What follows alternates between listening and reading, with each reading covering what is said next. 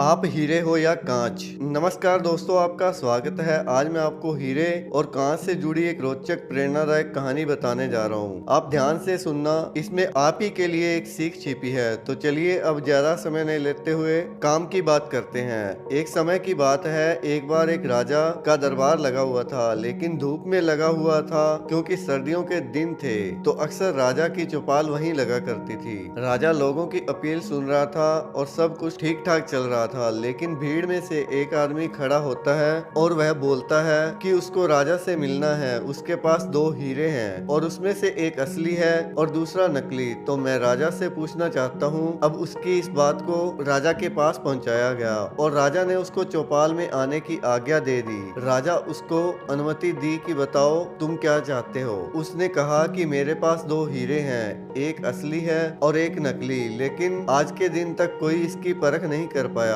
अगर आप मुझे बता देते हैं कि कौन सा हीरा असली है और कौन सा नकली, तो इस हीरे को मैं आपके खजाने में दान कर दूंगा। लेकिन अगर आप नहीं बता पाए तो आपको इस हीरे की कीमत मुझे चुकानी होगी। राजा ने ये स्वीकार किया और ये प्रक्रिया शुरू हो गई। सब अपना अपना दिमाग लगा रहे थे, लेकिन हिम्मत कोई भी नहीं कर पा रहा था, क्योंकि सबको डर था कि कहीं राजा ये शर्त हार गया तो क्या पता इस हार का ठिकरा हमारे माथे मढ़ दिया जाए। तो कोई आगे नहीं आया। आखिरकार राजा ने ही बता दिया कि मैं इसको बता पाने में असमर्थ हूँ। लेकिन तुरंत एक घटना घटी। भीड़ में से एक अंधे बुजुर्ग खड़े हुए और बोले कि अगर मुझे मौका दिया जाए तो मैं बता सकता हूँ कि असली हीरा कौन सा है और नकली हीरा कौन सा है। राजा को प्रसन्नता हुई कि चलो कोई तो है। अब उस बुजुर्ग ने 1 घंटे में बता दिया कि ये हीरा असली है और ये नकली। लेकिन उन्होंने ये बताया कैसे। राजा ने उसको धन्यवाद दिया कि आपने आज राज्य की इज्जत बचा ली और एक हीरा अब राज्य के खजाने में आ रहा है, अन्यथा हमें इस हीरे जितनी कीमत चुकानी पड़ती। हीरे को महल में ले जाने की तैयारी हुई, लेकिन उससे पहले राजा ने उन बुजुर्ग से निवेदन किया और पूछा कि ये तो बताइए कि आपने इस हीरे की पहचान कैसे की, जबकि आप तो देख पाने में भी सक्षम नहीं है।